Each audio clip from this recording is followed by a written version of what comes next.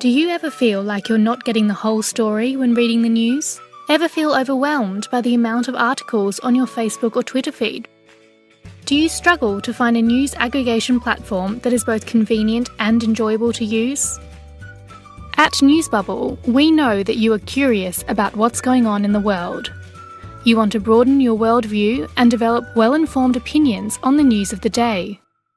So, we have solved 3 important journalistic problems for you.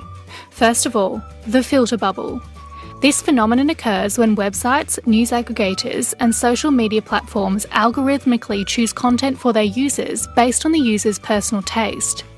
However, this means that we are not exposed to alternative perspectives and cannot broaden our worldview. The second problem is information overload. In the 24-hour news cycle, there is such an abundance of news that it can be very difficult for consumers to sort through this information, decide which articles are worth reading, and create informed opinions of their own. Finally, this project will address the issue of convenience and usability. Modern news consumers like to receive their news in a convenient and aesthetically pleasing format, as they are often too busy to visit many individual news websites, and they want their news consumption experience to be enjoyable. NewsBubble is a news aggregator with a difference. The articles are curated by good old-fashioned news editors. A team of journalists sifts through the news of the day to bring you a curated list of the most important issues affecting society. Then, we find articles from news sources across the political spectrum, because we know that the angle of a story can change drastically depending on where you read it.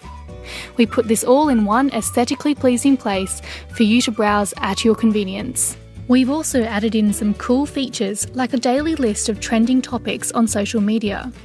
This is to show you the limited amount of news topics that you might be exposed to in your own filter bubble, in contrast with the comprehensive list we have provided to you at NewsBubble.